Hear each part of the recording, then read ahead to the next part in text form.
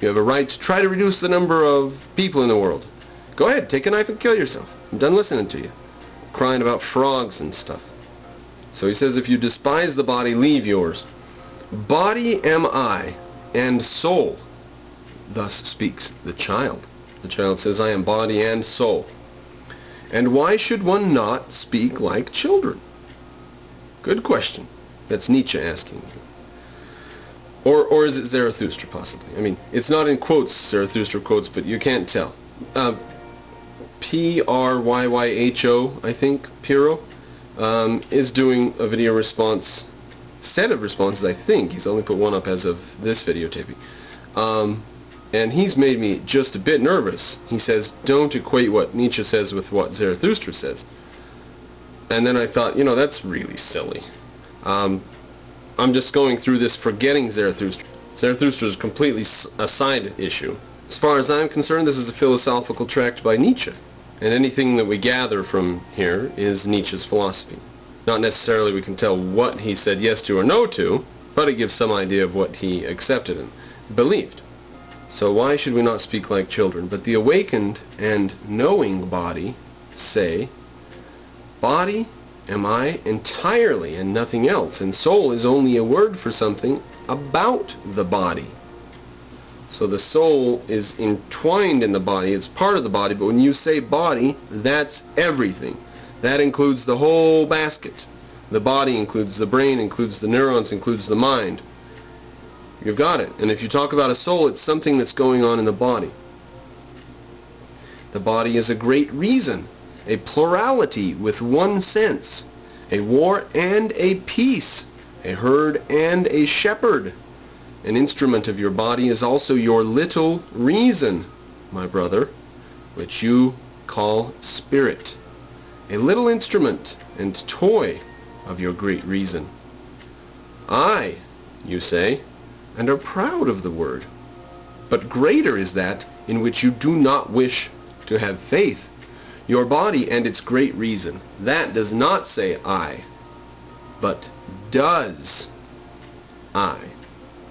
So you say I, you use the word, but it's different to actually do the word. What the sense feels, what the spirit knows, never has its end in itself. But the sense and the spirit would persuade you that they are the end of all things. That is how vain they are. Instruments and toys, the senses, pleasures I think he means. Instruments and toys are sense and spirit. Behind them still lies the self. The self also seeks with the eyes of the senses. It also listens with the ears of the spirit. Always the self listens and seeks. It compares, overpowers, conquers, destroys. It controls, and it is in control of the ego too. Pause for a second there. I don't know how much effect Nietzsche had on Freud. Certainly Kant had a great deal of effect, even though maybe not directly. But you do hear echoes of things that Freud eventually said in Nietzsche, don't you? Behind your thoughts and feelings, my brother, there stands a mighty ruler, an unknown sage, whose name is Self. In your body he dwells. He is your body. There is more reason in your body than in your best wisdom. And who knows why your body needs precisely your best wisdom? Who knows why your body needs precisely your best wisdom? Your self laughs at your ego and at its bold leaps. Now, here's what your self says. Your self says, what are these leaps and flights of thought to me? A detour to my end. I am the leading strings of the ego and the prompter of its concepts. I lead the strings of the ego. It's my puppet, the self says. The self then says to the ego, feel pain here, right in this place. Then the ego suffers and thinks how it might suffer no more, and that is why it is made to think.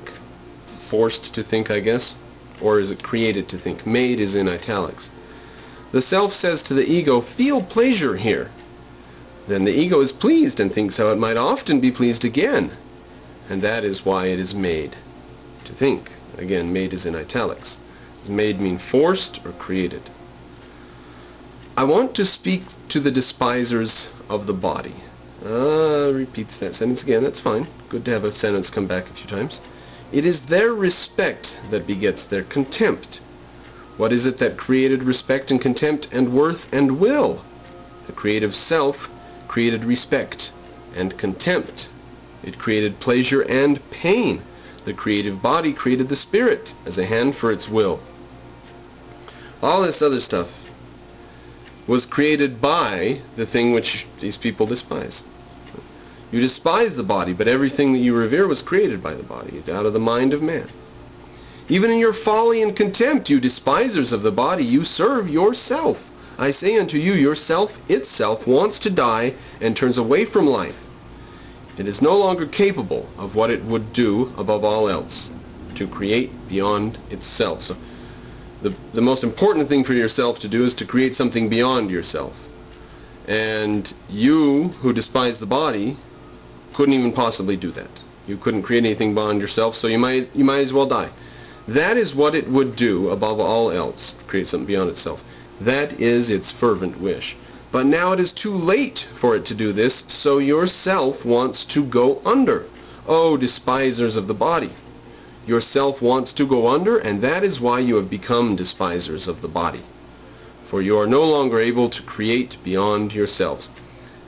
It looks like he just reversed it. Which one causes the other? He says that despising yourself causes you to not have this ability to create something beyond yourself, or is it not believing you can create something beyond yourself which leads you to despise the body? I think he just said it both ways, and I don't think he can have it both ways. And that is why you are angry with life and the earth. An unconscious envy speaks out of the squint-eyed glance of your contempt. Again, with contempt. Is contempt similar to envy? It is in the English language. Think of the similar connotations in the English language of having contempt for someone and being envious of them. He is here speaking of contempt of the middling people against the great upper people or whatever. So I wonder if contempt and envy are meaningfully quite intertwined in German, perhaps. I shall not go your way, O despisers of the body. You are no bridge to the overman. Thus spoke Zarathustra. You're not going to get us to the overman, so I'm not going to even mess with the path you're going down. On to the next section. On enjoying and suffering the passions. Suffering them. It's more than just enjoying the passions. They actually can be negative. I'll drop in a quick tidbit from Benjamin Franklin, who said as he got older, he said it's very nice to have the fires of the passions of youth sort of extinguishing, and I can sort of be more serious and get on with other things because I'm not so busy quenching these passions. As he got into middle age, people say, because it was, oh, you're not young anymore, I'm not a young anymore, you know, getting to be an old man or whatever. He says, no, I rather like it. I'm not busy taking care of my damn young desires and stuff. I can have a longer view of things. Okay, back to Nietzsche. So, on enjoying and suffering the passions. My brother, if you have a virtue, and she is your virtue, then you have her in common with nobody. To be sure, you want to call her by name and pet her. You want to pull her ear and have fun with her. And behold, now you have her name in common with the people, and you have become one of the people and herd with your virtue. So your virtues used to be private, but now your virtues are public and with the herd, the mentality of the group. You would do better to say, quote, inexpressible and nameless is that which gives my soul agony and sweetness, and is even the hunger of my entrails. That's what you would do better to say. To say that I can't express it, it's nameless, to give it some sort of grand facade, at least, rather than just making your virtue the humblest, lowliest characteristic of everybody in the crowd. May your virtue be too exalted for the familiarity of names. So, may you have a virtue so great that no one's named it yet. Virtue is a bit of a floating abstraction if we keep going that direction, huh? And if you must speak of her, then do not be ashamed to stammer.